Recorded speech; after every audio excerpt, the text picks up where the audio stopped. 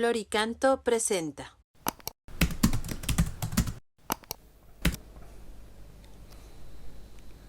Número 238 del Compendio del Catecismo. ¿Qué relación existe entre las acciones y las palabras en la celebración sacramental? Esta es la respuesta. En la celebración sacramental, las acciones y las palabras están estrechamente unidas. En efecto, aunque las acciones simbólicas son ya por sí mismas un lenguaje, es preciso que las palabras del rito acompañen y vivifiquen esas acciones. Indisociables en cuanto a signos y enseñanzas, las palabras y acciones litúrgicas lo son también en cuanto realizan lo que significan. Bueno, una celebración sacramental es ante todo un encuentro con Jesucristo. Eso es lo principal, ¿eh? Una acción sacramental es un encuentro personal con Jesucristo. En un encuentro hay un diálogo. El Señor habla y nosotros le hablamos, ¿no? Y ese diálogo que tiene lugar en ese encuentro se realiza a través de acciones y palabras. Volvemos de nuevo a ese binomio, acciones y palabras. Las acciones son ya un lenguaje, las acciones ya hablan, son elocuentes, son elocuentes. Pues el derramar agua 3 veces a un niño es elocuente. El partir el pan y es elocuente. Pero, aunque sean elocuentes las acciones, ese lenguaje, son las palabras que les acompañan las que dan a luz el significado más preciso de esas acciones. Obviamente, el lenguaje simbólico, aunque es elocuente, no suele ser tan preciso, tiene un significado, digamos, más amplio, una comprensión pues, más amplia, pero cuando las palabras, sin embargo, definen mucho más eso que queremos decir. Eso, por ejemplo, ¿no? Cuando alguien te está transmitiendo un mensaje, un tema delicado, ¿no? Y tú le dices, ¿me lo podrías poner por escrito? ¿Qué quiere decir esa expresión? Este tema que estamos hablando, quisiera que se concretase con precisión, ¿no? Porque estamos hablando de algo muy grande. Entonces, en un caso así, le pides a una persona, ¿podrías ponerme eso por escrito?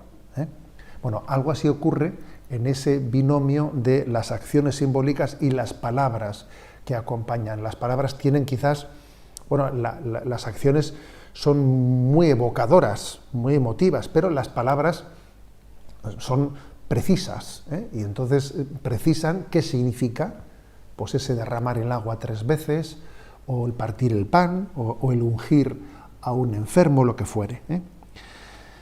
Las palabras revelan el significado, vivifican la acción, la vivifican. Incluso vamos a decir una cosa, y voy a añadir algo más, que es que en la misma liturgia de la palabra, hay una parte, ¿no?, de la celebración eucarística y de todos los sacramentos, que es la liturgia de la palabra. La liturgia de la palabra tiene también sus simbolismos, o sea, no es únicamente una lectura, tiene unos simbolismos. Por ejemplo, el propio libro que se utiliza para proclamar la lectura no es un papel cualquiera, se le llama el leccionario, el evangeliario. Y los evangeliarios, los leccionarios, pues están hechos con solemnidad. No es un libro cualquiera, se hace con una belleza especial. Incluso la portada suele ser una pequeña obra de arte, ¿no? Se quiere con ello simbolizar que esto no es una palabra cualquiera, que es palabra de Dios.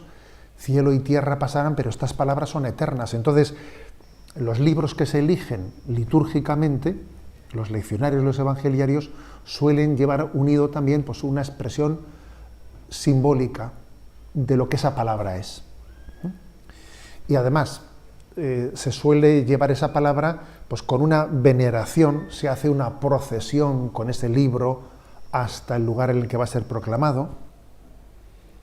Se pone no en un lugar cualquiera, se pone en un ambón de la palabra, un ambón en el que además después nadie más hablará allí, porque en ese ambón se predica la palabra, se lee y se predica la palabra. Si luego va a haber alguien que dé avisos, dará desde otro lugar, pero no desde el ambón de la palabra, ¿no? Porque queremos significar que esa palabra es distinta.